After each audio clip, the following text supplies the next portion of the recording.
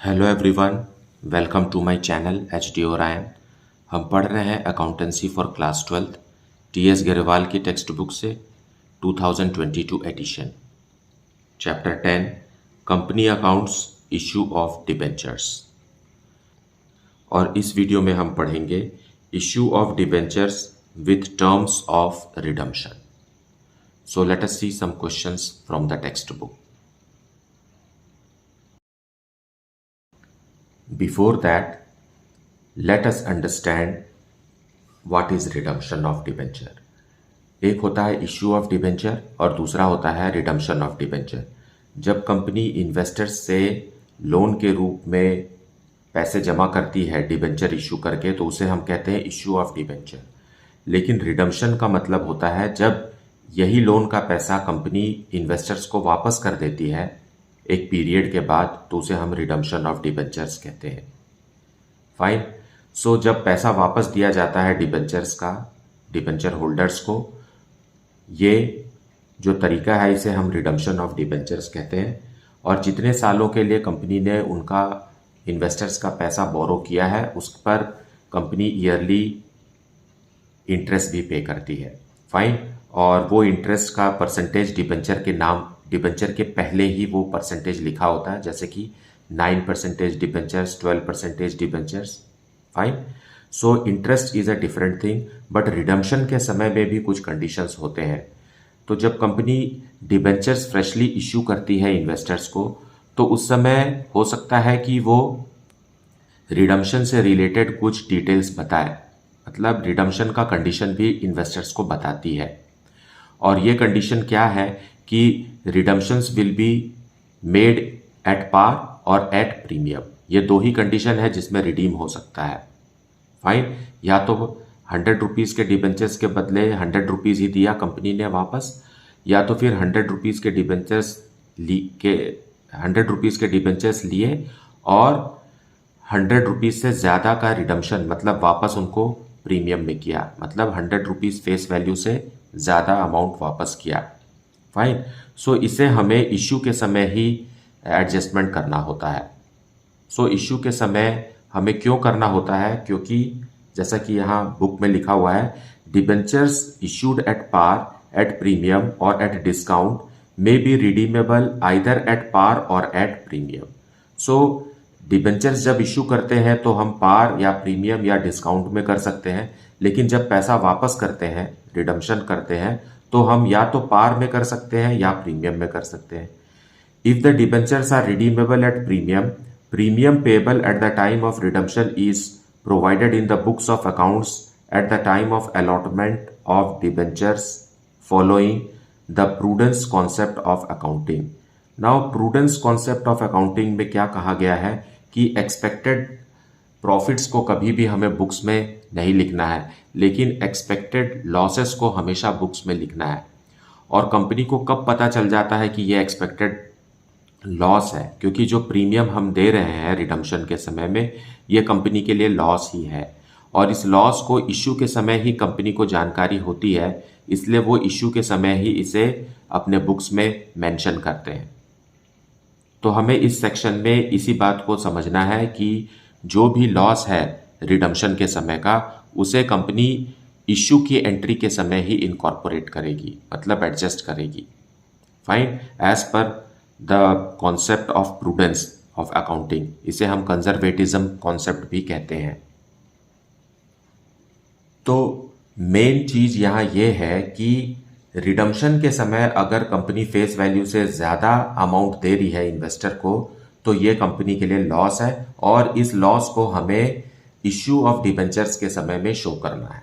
बस इतनी सी ही बात है। कॉन्सेप्ट बहुत इजी है, आप आसानी से समझ जाएंगे कि कंपनी को लॉस हो रहा है या नहीं, क्योंकि फेस वैल्यू से ज़्यादा अगर कंपनी इन्वेस्टर्स को वापस कर रही है तो वो जितना भी ज़्यादा अमाउंट दे रही है वही कंपनी के लिए लॉस है, और इसे हमें इश्यू ऑफ डिबेंचर्स के समय लिखना है। सो कोई बहुत डिफिकल्ट या टफ चीज़ नहीं है। आप क्वेश्चंस को देखेंगे तो आपको बहुत ही आसान व सरल लगेगा। सो let us go in the exercise part and see the details of this concept. Question number 31, generalized the following: a debenture issued at ₹95 repayable at ₹100. A debenture issued at ₹95 repayable at ₹105. A debenture issued at ₹100 repayable at ₹105. The face value of debenture is ₹100 in each of the above cases. Her debenture ₹100 का है और company ने जब issue किया तो investor से ₹95 लिया, लेकिन जब वापस किया तो कंपनी ने फेस वैल्यू, क्योंकि फेस वैल्यू ₹100 का है, सो ₹100 वापस किया। तो यहां पर कंपनी को क्या लॉस है? यहां पर कंपनी को इश्यू के समय का डिस्काउंट लॉस है। फाइन, इसके लिए हम डिस्काउंट अकाउंट ओपन करते हैं और ये इश्यू से रिलेटेड है डिस्काउंट, इसलिए हम पहले से ही इस बात को जानते हैं कि उसे कैसे लिखना है। लेकिन पॉइंट बी में क्या है? अ डिबेंचर इश्यूड एट ₹95, ₹100 वाले डिबेंचर को ₹95 में कंपनी ने इश्यू किया, मतलब कंपनी को डिस्काउंट देना पड़ा, तो ये लॉस तो है ही जो कि इश्यू से रिलेटेड है। रीपेएबल एट ₹105, लेकिन जब कंपनी ने अमाउंट वापस किया, रिडीम किया, तो ₹100 पे करने के बदले इन्वेस्टर को ₹105 दे दिया, मतलब ₹5 का क्या हुआ? नुकसान हुआ। सो ये प्रीमियम ऑन रिडम्पशन है। क्या है ये? Premium on redemption. तो ये दोनों ही कंपनी के लिए क्या है? लॉस है। फाइन, ₹5 डिस्काउंट का है और ₹5 प्रीमियम ऑन रिडम्पशन है। तो टोटल लॉस कितना हो गया? कंपनी को ₹10 का हो गया। ओके, इस तरीके से हमें समझना है फेस वैल्यू से कंपेयर करके। रिडम्पशन के समय फेस वैल्यू से ₹5 कंपनी ने ज्यादा दिया है, इसलिए ₹5 का कंपनी को लॉस है, जिसे हमें इश्यू ऑफ डिबेंचर के समय लिखना है as per the concept, prudence concept of accounting. Fine, now let us understand point C. A debenture issued at ₹100, मतलब फेस वैल्यू पे ही कंपनी ने इश्यू किया था, लेकिन रीपेएबल एट ₹105, तो यहाँ ₹5 जो है, क्योंकि फेस वैल्यू से ₹5 ज्यादा है, इसलिए ₹5 जो है it is a loss to the company. Fine, so it is premium on redemption, क्योंकि प्रीमियम है, प्रीमियम अमाउंट वापस कर रहे हैं। दो तरीके के प्रीमियम को आपको समझना है। पहला प्रीमियम है इश्यू के समय और दूसरा प्रीमियम है रिडम्पशन के समय। इश्यू के समय का प्रीमियम कंपनी के लिए कैपिटल रिसीट है, ये कंपनी के लिए फायदा है, लेकिन रिडम्पशन के समय का जो प्रीमियम है ये कंपनी के लिए कैपिटल लॉस है। फाइन, सो ये कंपनी का लॉस है और इसे कंपनी अपने बुक्स में इश्यू ऑफ डिबेंचर के समय ही लिखेगी। सो इसे कैसे लिखना है? Late us see it in the journal entries. So solution 31, we will see journal entries related to when debentures are issued at ₹95 which are repayable at ₹100. Now face value of debenture 100 है और एक ही debenture है जिसके बारे में हमें यहाँ entry करना है। सो जब कंपनी इशू करेगी, क्योंकि ये इशू का समय है, रिडम्पशन का समय नहीं है, और इशू करेगी तो कंपनी को बैंक में पैसा आएगा, कितना आएगा? 95 आएगा।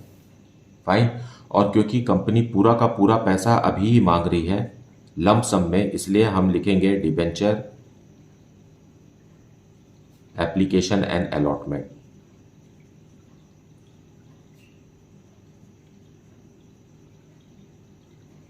Fine, ₹95 being applications received।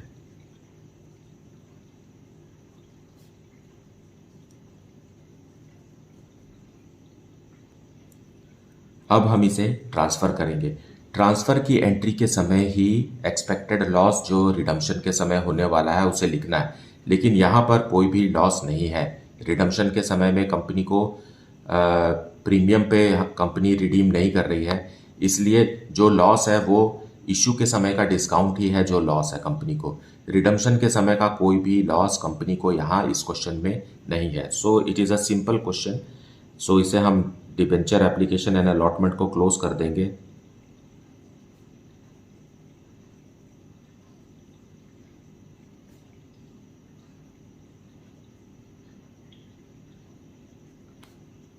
Account debited ₹95, then discount on issue of debenture। Account भी डेबिट होगा ₹5 से टू डिबेंचर अकाउंट ₹100, क्योंकि डिबेंचर का फेस वैल्यू तो 100 है, तभी तो डिस्काउंट हुआ। Fine, being issue of debenture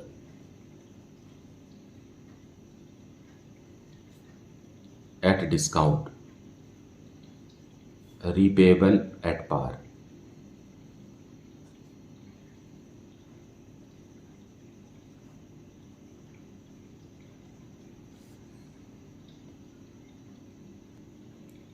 Now, case B, debentures are issued at ₹95 and repayable at ₹105। यहाँ ₹100 फेस वैल्यू का डिबेंचर है जिसे कंपनी ने इशू किया है ₹5 डिस्काउंट पे, तो यहाँ ₹5 का लॉस कंपनी को पहले से हो रहा है इशू के समय, लेकिन रिडीम किया है 105 में, तो यहाँ भी कंपनी को रिडम्पशन के समय ₹5 का लॉस हो रहा है। नाउ यही वो चीज़ है जिसे हमें समझना है कि इस लॉस को हम इशू ऑफ डिबेंचर के समय में कैसे लिखेंगे, क्योंकि डिस्काउंट इशू के समय का वो तो हमें पता है कैसे लिखते हैं, है ना, जैसा कि हमने पॉइंट ए में देखा। सो सबसे पहले हमको एप्लीकेशन मनी रिसीव होगी to debenture application and allotment.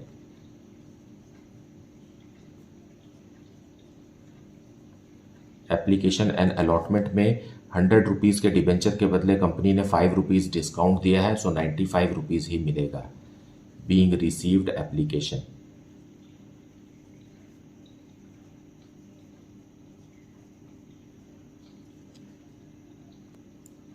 अब एक्चुअल जो एडजस्टमेंट है रिडम्पशन के समय का उसे हमें ट्रांसफ़र की एंट्री के समय करना है। सो लिखते हैं हम डिबेंचर एप्लीकेशन एंड अलॉटमेंट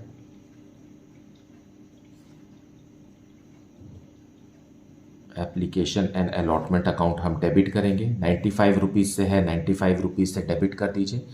बाकी का ₹5 कहाँ गया, वो डिस्काउंट है, तो उसको हम डिस्काउंट लिखेंगे। डिस्काउंट ऑन डिबेंचर, अकाउंट भी डेबिटेड ₹5 का, और टू डिबेंचर अकाउंट ₹100 का। सो ये एंट्री तो इशू के समय की एंट्री बनती ही है। फाइन, ये हम पहले से ही जानते हैं, चैप्टर में पहले भी पढ़ चुके हैं कि when debentures are issued at discount, तो ये तीनों अकाउंट ओपन होते हैं, है ना, और ये दो अकाउंट डेबिट और ये क्रेडिट। लेकिन यहाँ एक्स्ट्राऑर्डिनरी कंडीशन क्या है कि रिडम्पशन के समय का ₹5 जो लॉस है उसे भी हमें यहाँ पर ही एडजस्ट करना है। सो इसके लिए हम क्रेडिट में लिखेंगे टू प्रीमियम ऑन रिडम्पशन।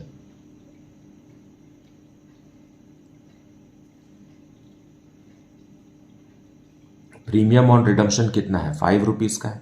देखिए फेस वैल्यू 100 है, 105 दे रहे हैं, तो प्रीमियम ₹5 का है, और यही वाला प्रीमियम रिडम्पशन के समय वाला यही हमारे लिए लॉस है, तो इसके लिए हम डेबिट भी करेंगे। Loss on issue of debenture,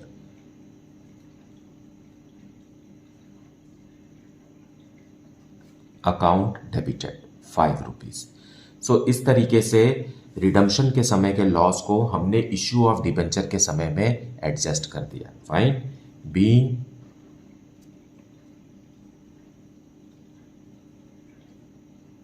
issue of debenture at discount repayable at premium.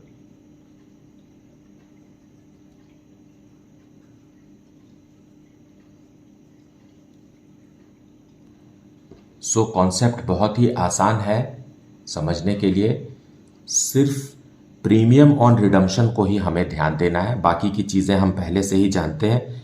Premium on redemption को क्रेडिट करना है और इसी को हमें loss on issue of debenture debit में भी लिखना है, क्योंकि कोई भी अमाउंट को आप यहाँ एडजस्ट कर रहे हैं तो उसके लिए एक डेबिट और एक क्रेडिट होना जरूरी है। फाइन, सो यहाँ ये डेबिट हो रहा है लॉस के नाम से और यहाँ पर ये क्रेडिट हो रहा है प्रीमियम ऑन रिडम्पशन के नाम से। फाइन, आप चाहें तो इन दोनों को ज्वाइन करके loss on issue of debenture ₹10 भी लिख सकते हैं, that is again a correct thing to do. परंतु अगर आप सेपरेटली शो करते हैं डिस्काउंट अलग से और loss on issue of debenture अलग से, then also it is correct.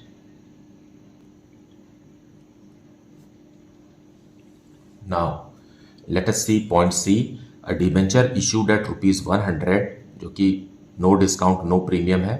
Repayable eight ₹105 मतलब रिडम्पशन के समय में जब कंपनी वापस कर रही है पैसा, तब कंपनी ₹100 के बदले ₹105 दे रही है। सो ₹5 का लॉस है। बस इसी लॉस को हमें एक्स्ट्रा यहाँ एडजस्ट करना है। So entries are very simple as we have studied earlier. Bank account debited to debenture application and allotment, क्योंकि अमाउंट लंप सम में रिसीव किया जा रहा है इसलिए हमें application and allotment account open करना होता है।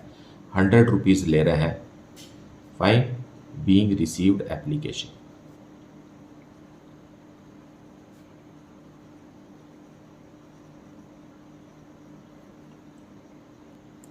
अब ट्रांसफर की एंट्री करेंगे। So debenture application and allotment account close करेंगे हम। Application and allotment, application and allotment account ₹100 से ही क्लोज होगा। To debenture account ₹100। ये सिंपल एंट्री तो हम पहले से ही जान रहे हैं।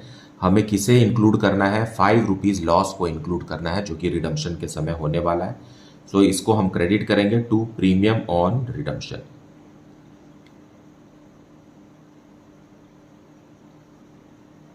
रिडम्पशन का मतलब कंपनी जब पैसा वापस करती है तो 100 तो उसे रिडम्पशन कहते हैं। ₹100 के बदले वो ₹5 एक्स्ट्रा दे रही है, ₹105, और यही हमारे लिए लॉस है।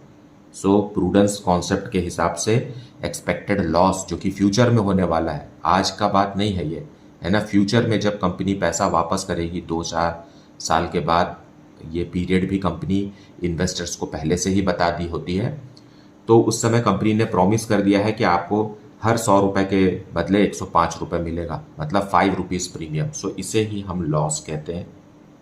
Loss on issue of debenture, not redemption of debenture, loss on issue of debentures. So that is the journal entry.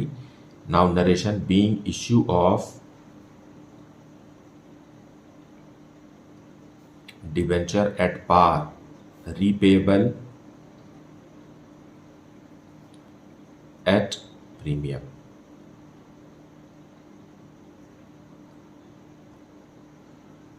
So this is the solution.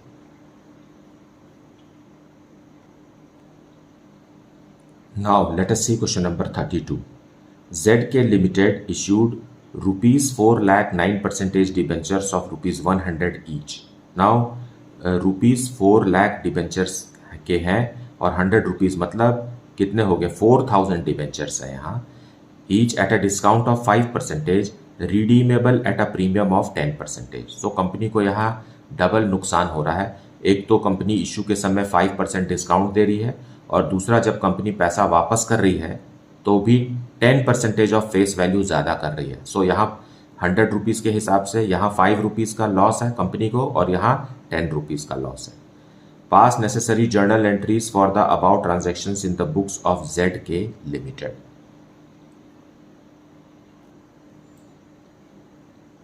Solution 32। Fine, ₹4 lakh के 9% डिबेंचर्स कंपनी इशू कर रही है 5% discount में। So bank में amount receive करेंगे, bank account debited. ₹4 lakh के debentures हैं और 5% डिस्काउंट पे मतलब 95% ही अमाउंट रिसीव होगा। सो 4 लाख का 5% मतलब ₹20,000 रिसीव नहीं होगा। सो it is ₹3,80,000।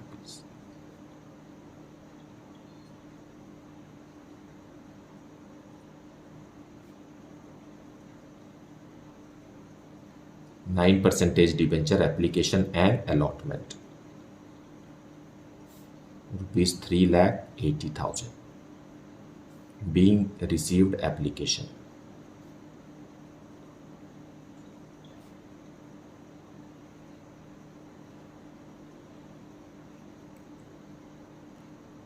Now we will transfer the amount to debenture account by closing this account.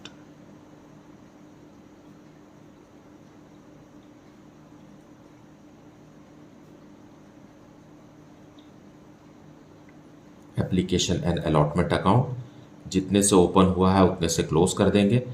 अब इशू के समय हमने 95% क्यों रिसीव किया, क्योंकि 5% डिस्काउंट है, तो उसके लिए डिस्काउंट अकाउंट ओपन करेंगे। डिस्काउंट ऑन 9% डिबेंचर्स डेबिट करेंगे। सो डिस्काउंट 4 लाख का 5% है, तो ये 20,000 रुपीज़ का डिस्काउंट है। Fine.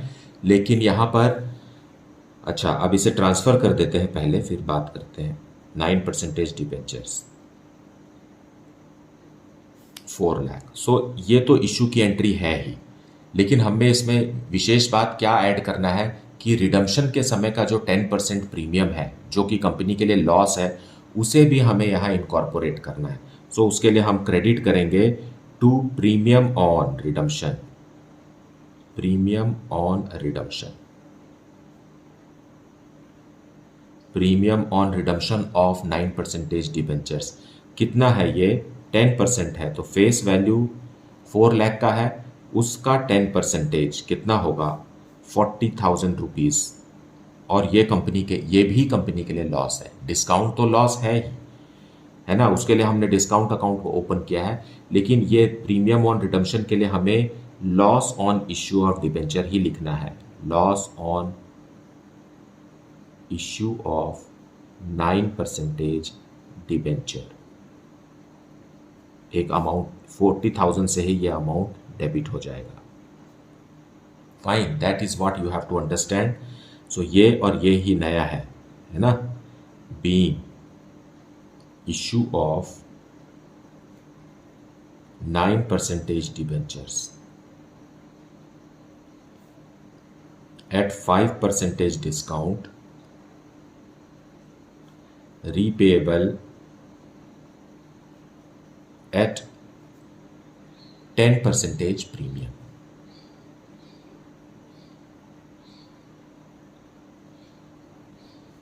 So this is the entry which we have to learn in this section. और इस एंट्री का एक ऑल्टरनेटिव एंट्री भी है, जिसमें आपको इस तरीके से लिखना है जो मैंने यहाँ शो किया है कि 9% debenture application and allotment account तो ₹3,80,000 से क्लोज हो जाएगा, और आपने 4 लाख रुपीज़ के डिबेंचर इशू किए हैं, वो डिबेंचर में लिखना है। प्रीमियम ऑन रिडम्पशन जो है वो 40,000 का है, तो आप 40,000 लिखेंगे। लेकिन loss on issue of debenture में आप discount on issue and redemption और प्रीमियम ऑन रिडम्पशन दोनों को मिला करके 60,000 रुपीज़ ऐसा भी लिख सकते हैं। फाइन।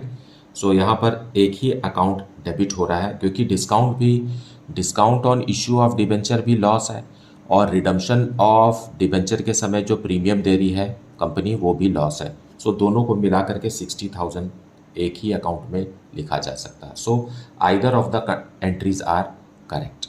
आप या तो पहले ऊपर वाला एंट्री कीजिए जिसमें कि डिस्काउंट अलग से मेंटेन्ड है, loss on issue of debenture अलग से मेंटेन्ड है, या तो फिर आप इसको दोनों को मर्ज करके 60,000 लिख दीजिए। So either is correct. Now let us see question number 33. On 1st April 2018, Sakshi Limited issued 1,011% debentures of ₹100 each at a discount of 6%, redeemable at a premium of 5% after 3 years. Pass the necessary journal entries for the issue of debentures in the books of Sakshi Limited. Now see, 1,000 debentures हैं 100 rupees वाले, इसे company ने 6% discount पे issue किया है। सो ये 6% company के लिए लॉस है, लेकिन इशू के समय ही कंपनी ने इन्वेस्टर्स को बता दिया है कि जब आपका पैसा वापस किया जाएगा तो 5% प्रीमियम पे किया जाएगा। सो ये 5% प्रीमियम ऑन रिडम्पशन भी कंपनी के लिए लॉस है। फाइन। सो टोटल लॉस कितना हो गया? 11% हो गया on the face value of the debenture. So solution 33 we will see. On 1st April 2018 company ने इश्यू किया डिबेंचर्स, वो भी डिस्काउंट पे। So bank account will be debited to, what is the percentage of debenture? 11%। Yes, 11% debenture application and allotment. Okay, कितने debentures हैं? 1000 debentures हैं और 100 rupees के डिबेंचर्स को कंपनी ने 6% डिस्काउंट दिया है, मतलब 94 रुपीज़ पर डिबेंचर। सो इस तरीके से कंपनी को 94,000 रुपीज़ रिसीव होगा।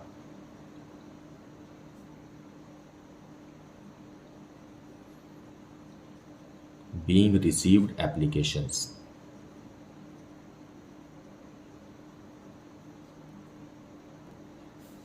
Now on the same date we will transfer this 11% debenture application and allotment account debited 94,000 rupees से एंड टू, यहाँ लिख देते हैं, टू 11% डिबेंचर। कितना है? 1000 डिबेंचर है और हर डिबेंचर का कीमत 100 रुपये है। सो 1 लाख रुपीज से डिबेंचर इश्यू हो गए। सो बाकी का 6000 क्या है? तो डिस्काउंट है ये। तो डिस्काउंट के लिए हम एक ही अकाउंट ओपन कर देते हैं, loss on issue of debenture, है ना।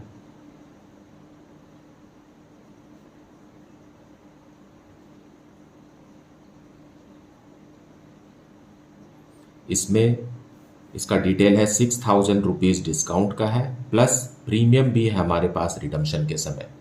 रिडम्पशन के समय के प्रीमियम को भी इश्यू के समय ही मेंशन करना है एज पर कंजर्वेटिज्म प्रिंसिपल और concept. Fine, prudence concept, fine, both are same. Premium on redemption,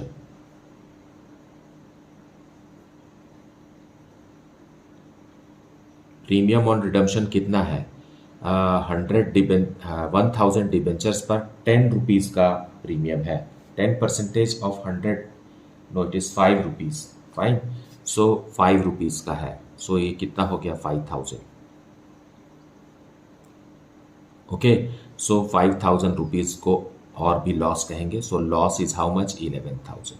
सो इस तरीके से हमने एक ही अकाउंट मेंटेन किया है यहाँ डिस्काउंट के लिए और प्रीमियम ऑन रिडम्पशन का जो लॉस है उसके लिए, क्योंकि दोनों ही कंपनी के लिए लॉस है। Fine, being issue of debentures